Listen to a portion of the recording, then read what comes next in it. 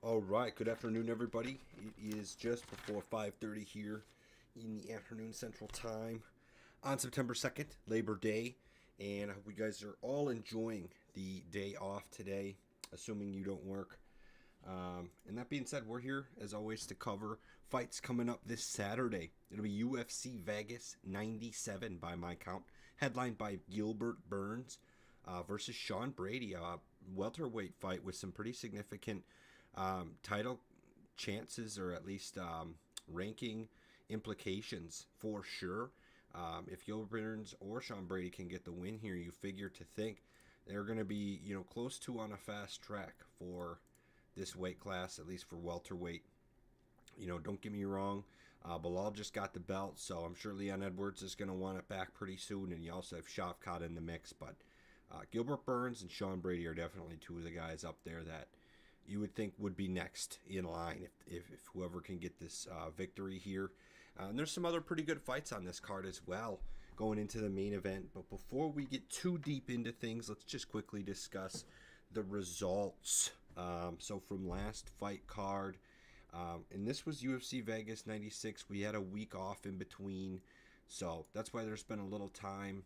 But that fight was headlined by Kyle Bahayo and Jared Cannonier, and Bahayo gets the job done for us. He looked pretty good. Honestly, I don't have much else to say than he did look good. It was a decision win, but he really cut Jared Cannonier bad, and I don't think it was at all a close decision. So Kaio's really coming in strong as a middleweight contender coming up. Tabitha Ricci getting the job done, so I believe that's a win in Jose's book. I took Angela Hill, and then a couple of other fighters on that card, like Michael Morales, getting the job done against Neil Magny. But the crazy part is it was round one.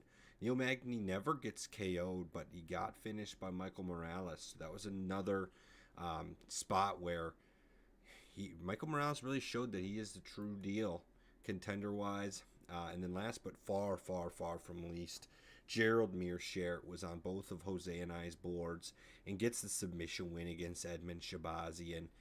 Nothing but respect for Edmund, but Gerald is the man.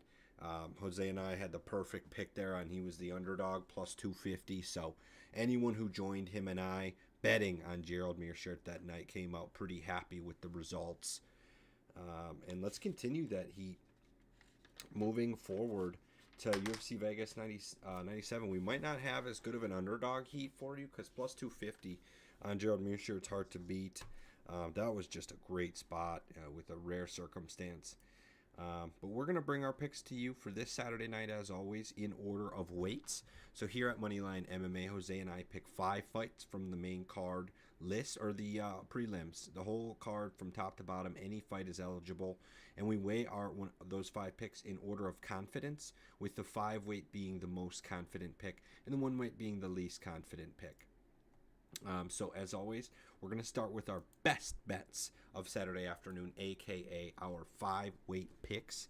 And for my 5 weight pick, I'm going to bring us to the feature bout of Saturday afternoon, which is Kyle Nelson versus Steve Garcia. And look, I have a lot of respect, for Kyle Nelson, but I'm certainly taking Steve Garcia here to win. In fact, go so far as to win by KO. I think Steve Garcia, it's not that I think, it's clear that he is on a 4-fight domination streak of KOing his opponents in the first 2 rounds. That is Chase Hooper, Shaylin, Nurdenbeek. There's a couple guys in here that are hard to pronounce their names of, if you know what I'm saying. Sung Woo Choi, though. All right, look, 4 straight KOs. Steve Garcia just shows up and gets the job done. And I think that's going to continue. Kyle Nelson, I got a lot of respect for him. He's on a 3-fight win streak, but a lot of his wins are kind of a different style, and he doesn't throw a whole lot of volume generally. 2 of his wins are by decision, and he still didn't even reach 100 strikes landed in either of those fights. I just don't think he's a good decision fighter, but he fights with volume, and he'll swing hard. He's coming off a win against Bill Algeo, in which he knocked him out in the first round. So Kyle Nelson still has some power for sure. But I'm just not a fan of his negative striking differential. In fact, He absorbs 4.7 strikes while dishing 3.6. I just don't like that differential there. I think he gets clipped by Steve Garcia a couple too many times and it's over. So give me Garcia by KO. Jose, what do you think?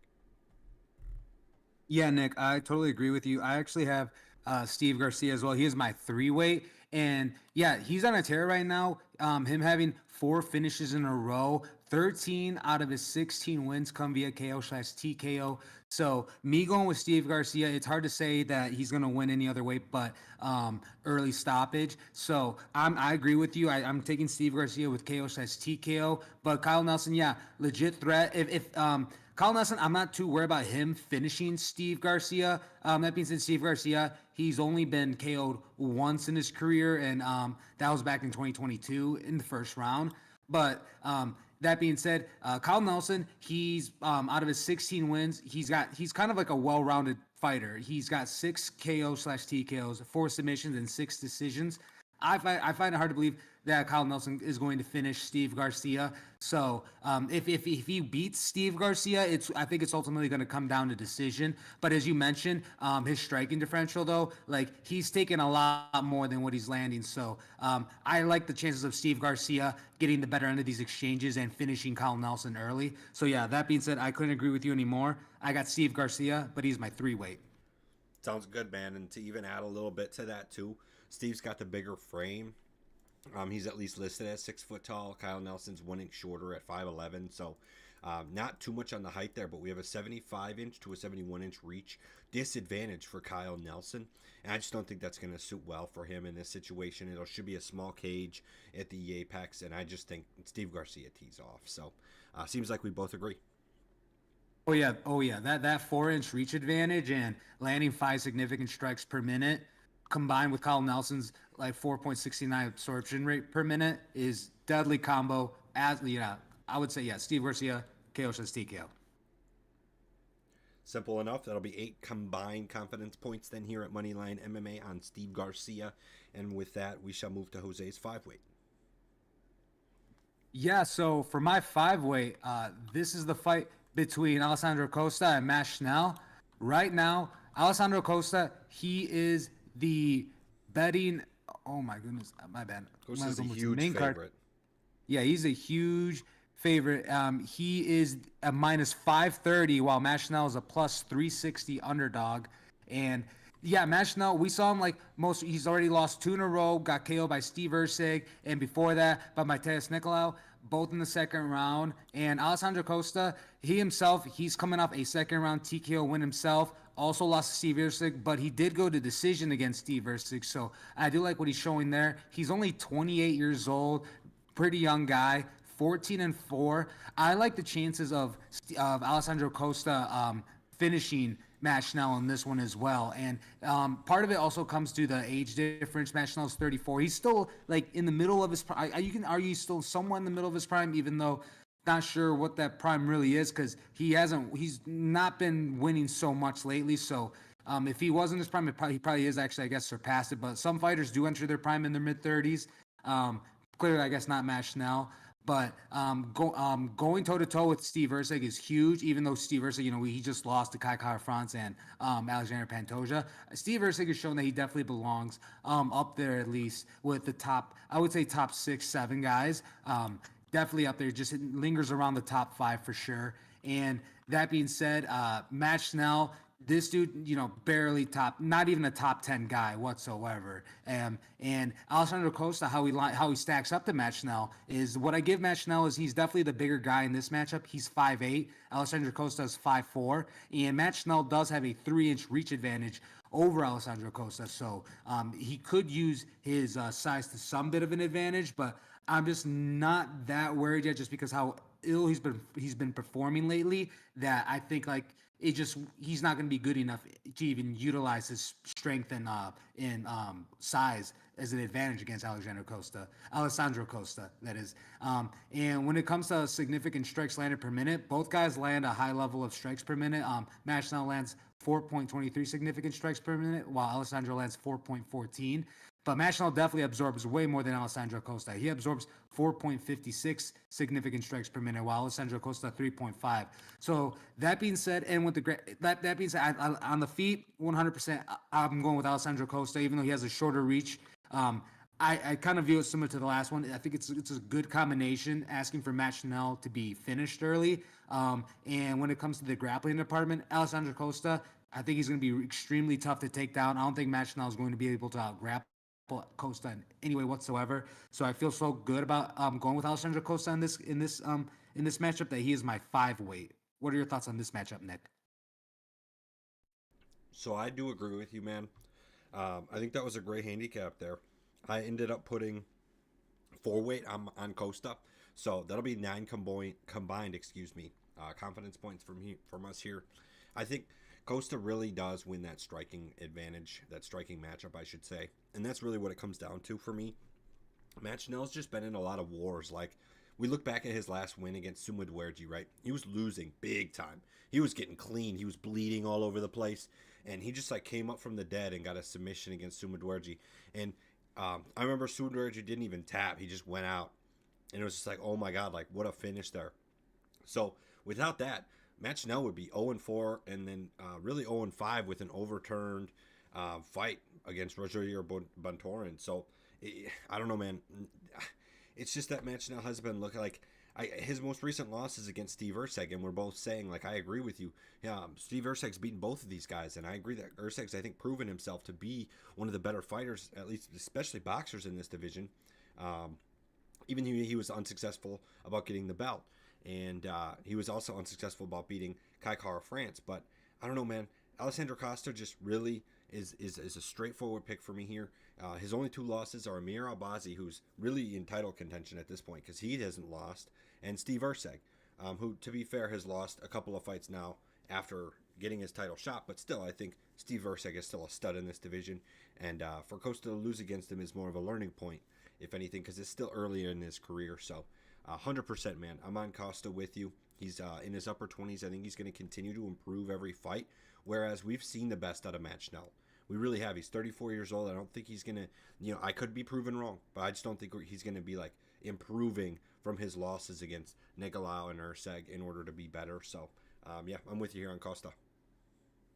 Yeah, and I was saying earlier, like fighters do enter their primes sometimes in their mid 30s, but after looking at Matt Schnell's overall record, you can definitely see that he's already hit his prime, and it looks like that ship sailed like in by 2020 for sure. So that being said, yeah, Alessandro Costa all the way. He's my 5 weight, and he's your 4 weight. Yes, sir. Yes, sir. So, with that said, then I think let's move down to my 3 weight.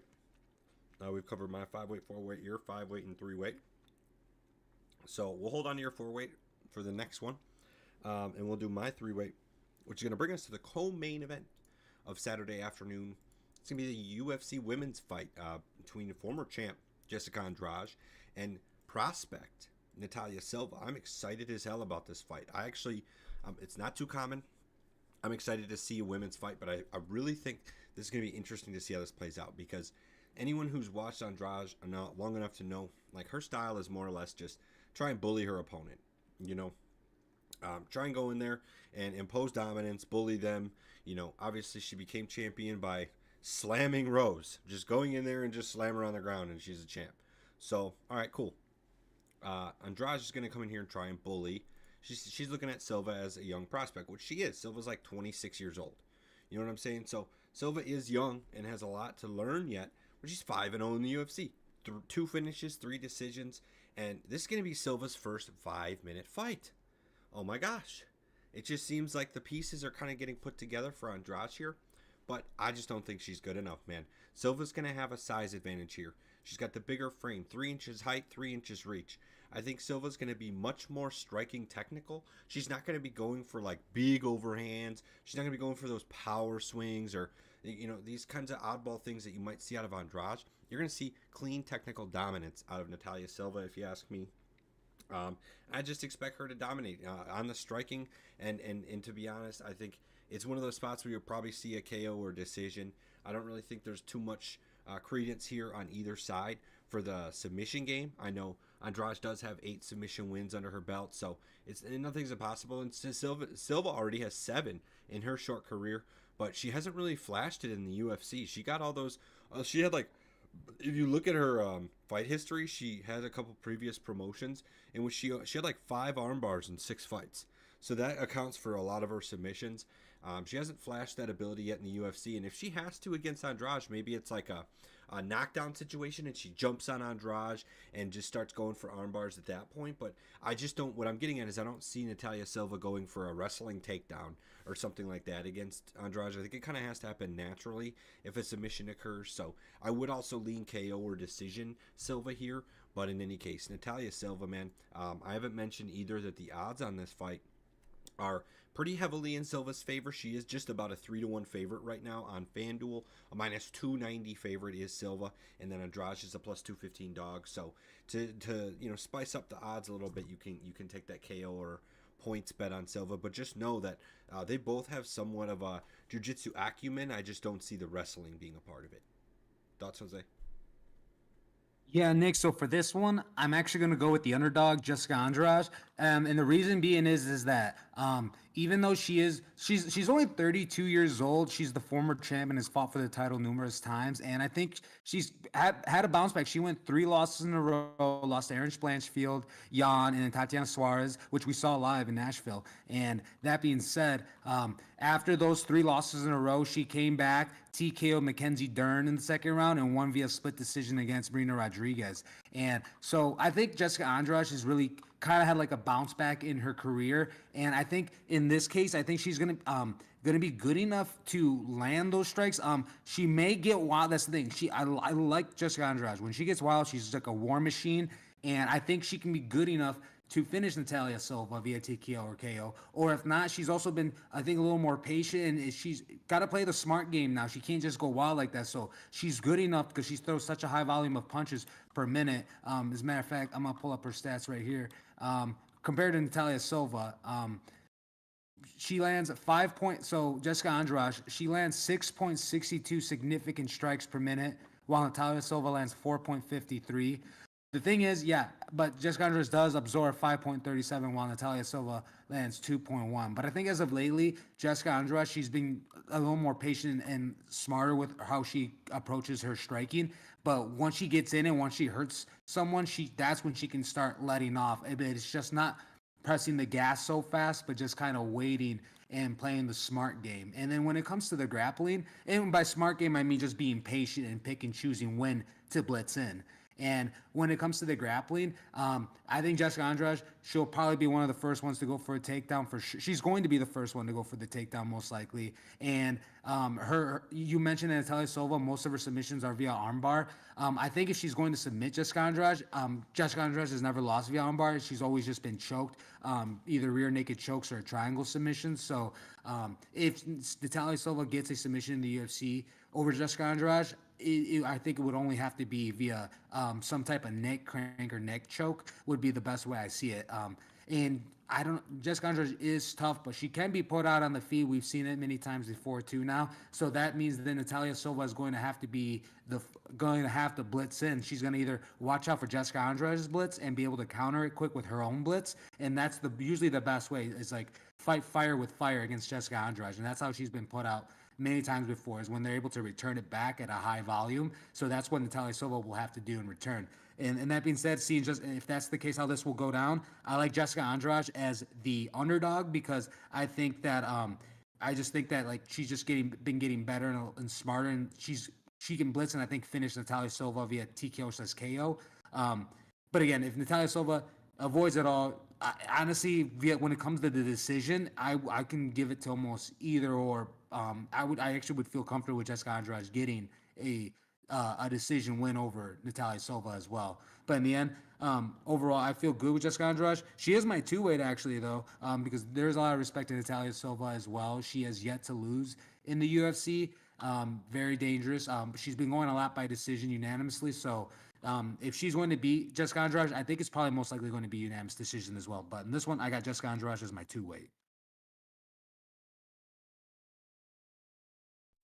Sounds good, man. So we'll disagree on that one, but I do agree with a lot of things you were saying. I mean, at least in the fact that if Andrade is going to evolve a little bit of her game and be a little more patient and pick her spots instead of be so wild and warlike, I really think that's going to be her key to like unlocking her next ability, like her next level, right, and being able to come back into that title contender spot. So we'll see. I think that's part of the reason I have Silva as my 3 weight, not my 5 weight. But I still, in the end, really think Silva's going to be able to use her technicality. And one of the only things I'm actually nervous about from her perspective losing is just the fact that we haven't seen her in 4 or 5 rounds yet. So if it does go to decision, we have to hope that her cardio and conditioning is up there, but I have no reason to believe it's not, especially with girls that are 125 pounds, at least in weigh-ins. They're going to be heavier during fight night, but I don't know. I just feel like, a lot of getting tired is, you having a lot of muscle mass, and a lot of those muscles require more energy, and you just get gassed. Guys like Karen and Ear and stuff just have so much muscle mass to feed oxygen to, and most ladies just simply don't. So I think the cardio will be a little less of a factor in general with women's MMA. But either way, you just never know when someone hasn't gotten that far yet. So yeah, that'll be our first disagreement of Saturday afternoon's card. And with that, we will move to Jose's 4 weight. So for my 4 weight, we go to the light heavyweight boys. This is the matchup between let me double check to make sure because these guys fought both. Yep, light heavyweight. And the matchup between Ryan Spann and OSP Oven St. Preux. Right now, Ryan Spann is a big favorite at minus 320, while Oven St. Preux is a betting underdog at plus 235.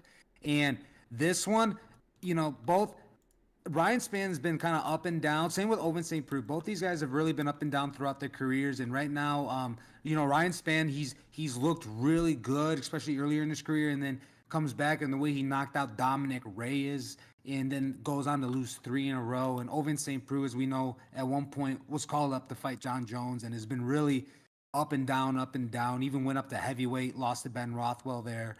But most recently is coming off a split decision win over Kennedy Njoku. And that being said, even though he's the one with the win and he's technically got championship experience, like title contention experience, I'm still going with the younger Ryan Spann. Oven St. Preux is already 41 years old. I think really what he is now is just a good, I hate to say the word gatekeeper, but he's just really like a good kind of gatekeeper guy. And like in this, I think is just a good matchup for Ryan Spann. Like 3 in a row, if he loses to Oven St. Preux, does he even really belong in the UFC then either? You know what I'm saying? Like I can't imagine Oven St. Preux staying in the UFC long either after this loss. If he loses, that is. But that being said, Ryan Spann, he's got extreme power and he's got great submission skills. Both of these guys actually have great submission skills. Out of the 21 wins Ryan Spann has, 12 of them come via submission. And Oven St. Preux, of his 27 wins, he has 8 submissions, and he's really good at his Von Flue jokes, very sneaky choke. And Ryan Spann, he's really good at just taking the back and going for the rear naked chokes, or just grabbing your neck and cranking it for a guillotine. And this one, I can see him submitting Oven St. Preux. He's the slightly bigger guy. He's 6'5". Oven St. Preux is 6'3". But Oven St. Preux does have only a 1-inch reach advantage, so not much there. Ryan Spann they throw around the same amount of significant strikes per minute. Ryan Spann lands 3.25 and OSP lands 3.03. And both guys do absorb quite a bit as well. Ryan Spann a little more with 3.89 absorbed per minute, and OSP 3.32.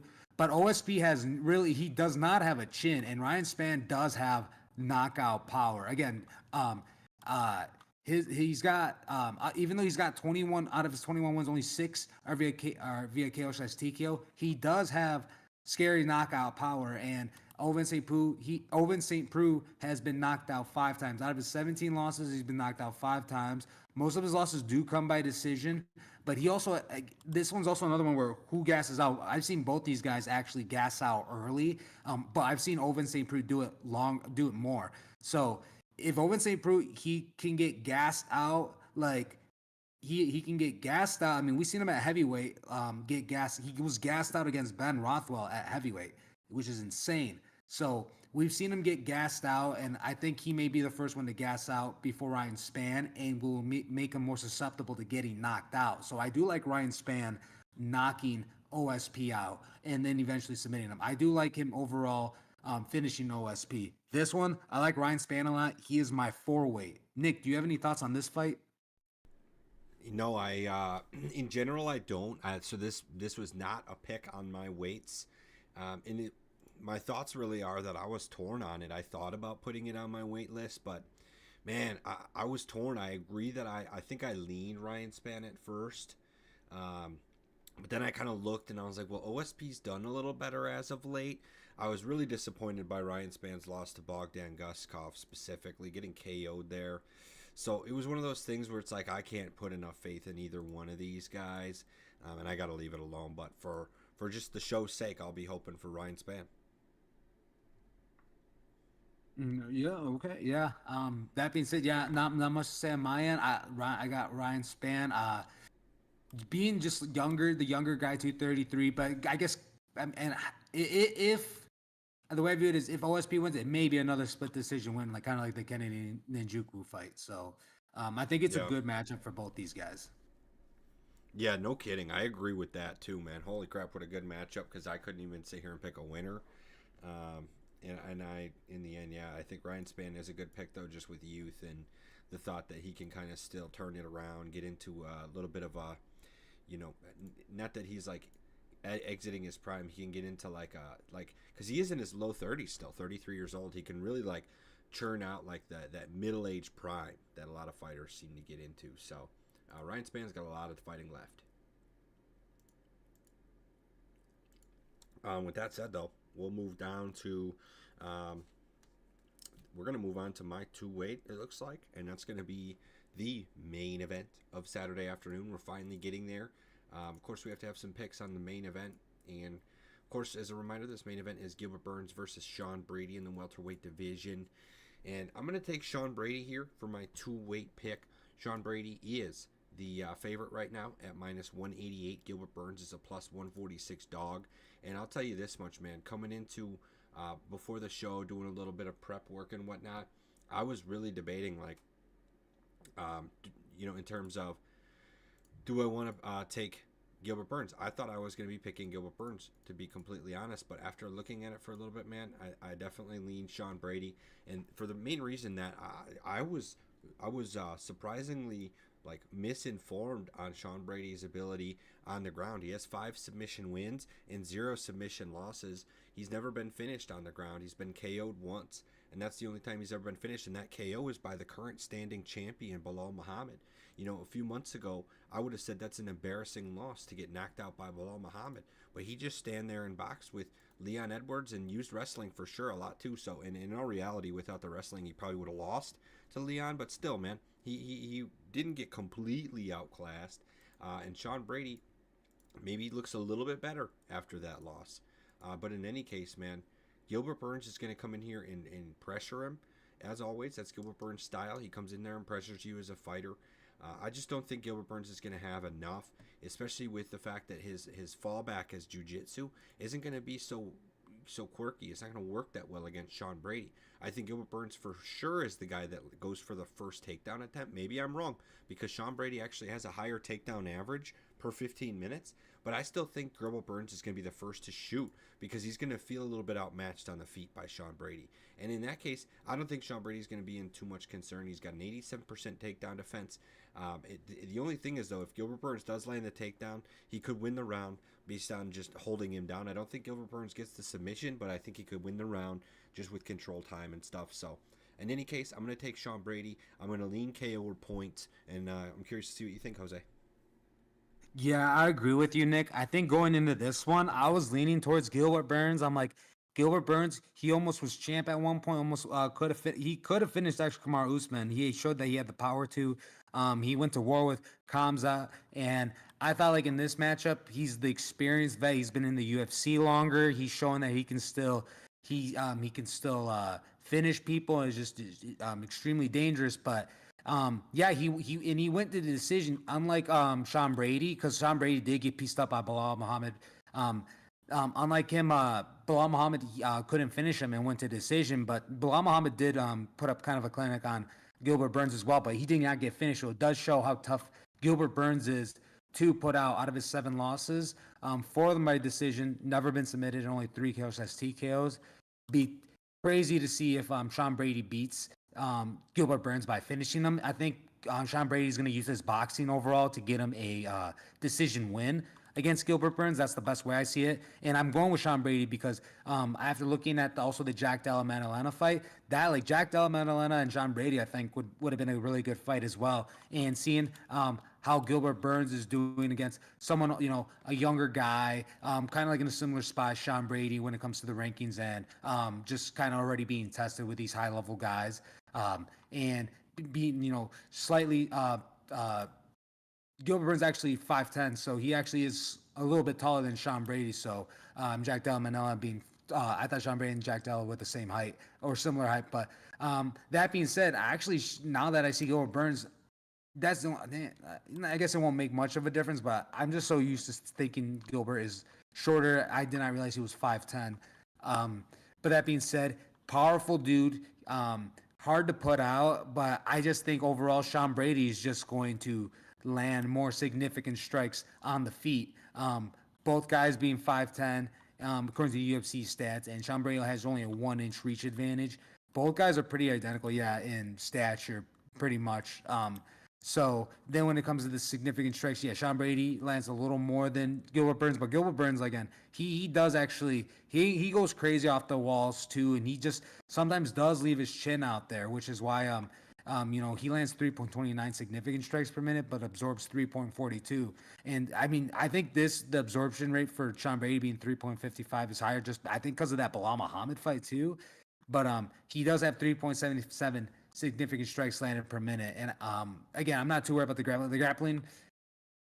The grappling can go either or. I would like to see. I mean, as a fan, Gilbert Burns utilize it more in a smarter way, I guess to say. Like I think as of lately, he just does like to be on the feet a lot, which is I think in my opinion better for Sean Brady.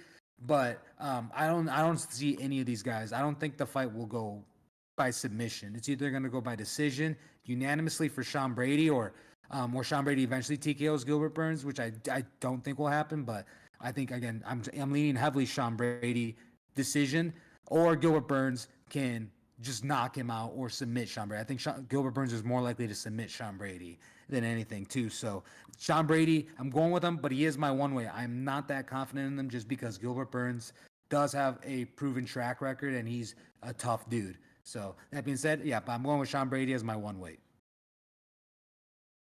Fair enough, man.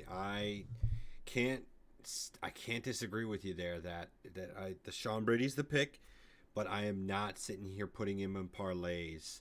That's the one thing. Like I'll pick Sean Brady, and I might sprinkle a little bit if I like the money on, Sean Brady KO or points. Because like you said, I do think there's probably a slight lean towards Gilbert Burns getting the submission over Brady, but I'm still not confident enough to put that in any parlays or anything like that. That being said, that will be my 2 weight, Jose's 1 weight, and I'm just trying to remember, do we have any other fights to cover? Are we done here? Oh yes, my 1 weight. Yes, sir. I was gonna say, I believe I haven't discussed my 1 weight. So, my 1 weight, because we did do the one discussion with OSP and Ryan Spann, in which I did not have a pick. So to make up for that, we'll discuss my 1 weight. I'm pretty much picking against Trevor Peek here. This is Trevor Peek versus Yanal Ashmouz. This is gonna be a preliminary fight.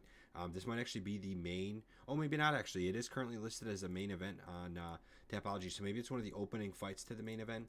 But Trevor Peek, a fighter that pretty much gets a KO or loses by decision in his history, at least, as his last 3 fights have been, he's 1-2 with 2 decision losses and 1 decision win. Trevor Peek's just kind of a tough dude, in which I feel like he has very bad, or I shouldn't even like insult the guy. Like he could definitely kick my butt on the street, so I'm not acting like he's bad at fighting in general. But I just feel like in comparison to the general scope of the talent pool in the UFC, Trevor Peek does not meet most expectations, but he succeeds just based off of grit and being the kind of guy that like he'll just throw down on you and like for example, in his first debut in UFC fight against Eric Gonzalez, he gets taken down 4 times, gets up 4 times, all in the first round, and gets a first round KO win with like a second left in the round. I mean, it's crazy. This guy just like it's like he just goes in there and he does whatever he feels like he needs to do, but it's not like planned out. He's not sitting there doing like a whole game plan with his corner. He's just like, yeah, I'll just step in there and do what I need to do to win. Whereas Yanal Ashmouz, I think, is one of the guys that has more talent. Although you can look at his striking differential and you're going to be like, oh my gosh, that's terrible. Well, it's one of those things that's because these are UFC stats only, so you're not seeing any of the stats. He's 7-1 as a professional. He's never been finished. His one loss is to Chris Duncan in his last loss last year in July. So it's actually been a little over a year since he's fought as well. And I think that's part of the reason I'm leaning towards him here. He is my one weight pick. And I like the fact that he's taken that year to get better. He's 29 years old, so he's just getting into that prime area of your UFC and MMA prime in general. So I'm just saying with this pick here, Yanal is a way better fighter, and if things go how the UFC should go, the better fighter should win. Now, of course, the fighter does not always win. We've seen that happen multiple times here and there throughout the years, and this could be another spot where the better fighter loses, and that's why it's only my one weight pick. But in the end, I can tell you right here, right now, that Yanal Ashmouz is the better fighter in this ring, and it's just a matter of Trevor Peek just being like some sort of subhuman ability to not get KO'd, take these huge shots by guys like Chepe. Like Chepe just dismantled Trevor Peek. It wasn't even close the entire way through, but Trevor Peek just stuck in there and was like, yeah, you're going to have to deal with this for 15 minutes. I'm not stopping at least. So total respect to Trevor Peek for that, but I just don't think it's going to get him too far in the UFC. I think he's taking a loss here to Yanal.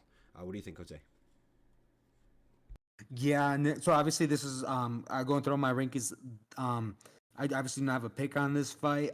This one, uh, I did not look too much into it because the reason is I've not seen a lot from yet just because saw like he hasn't fought in over a year now, and like as you mentioned, he took that time to get better, lost to Chris Duncan, and before that he does have that first round win to Sam Patterson. So seeing what from the UFC, just haven't seen enough of him yet. Like you saw him get a win right away. Okay, we see that like out of his 7 wins, he shows that he has submission skills as well. So he's definitely, I believe, a extremely well-rounded fighter. And then Trevor Peek, I don't want to say he's the more experienced fighter at all. Like because he really doesn't have that much UFC experience either. But out of his 9 wins, I see he's got 8 KO/TKOs and only 1 decision. So he's a finisher, and never seen again, not seeing enough of he's never been knocked out or KO'd yet, but still I just going against someone with like that power with of Trevor Peek. If I were to rank this fight on mine, he definitely would have been. I would have put Yanal's 2 as my one weight as well. If I would have put this on the ring, just because yeah, just I've not seen enough of him yet, and Trevor Peek is just seems to be a true like killer with his hands. So in terms of just getting KOs and TKOs. So that being said, yeah, I do like I'm assuming he was the underdog, right? Yanal is technically the underdog, but it's Peak is 120 minus 120 and Yanal is minus 106, so they're both real close. But with that said, Peak is technically the favorite. Okay, yeah, yeah. So, yeah, even as a slight under, I guess a slight underdog. Yeah, I like him in that spot. I would agree with you on Yanal, but definitely one I just could not pick just because I haven't seen enough of these two yet. Yeah, there's no doubt, man. If I'd have seen more from Peak in his fight against Chepe or something, because Chepe is the one guy that either of these two dudes have fought that we've seen a decent amount out of lately. And Chepe's really been doing well. Even in his most recent fight against Damian Jackson, although he went into that fight overweight, so you kind of take a little bit from him there, and we didn't get to see him against Dan Ige. That would have been so cool, but and then that's another discussion. So either way, I know what you mean. Trevor Peek is a guy that's got a little more experience, and to be honest, he does have that KO chance at all times, but I just don't think it's going to work here. So, yeah, that being said, that'll cover all of our picks for Saturday afternoon. Thanks everybody for listening. Let us know down below who you will be picking, agreeing or disagreeing with. The main disagreement from our end was the female fight. Jose's got Jessica Andrade, and I have Natalia Silva.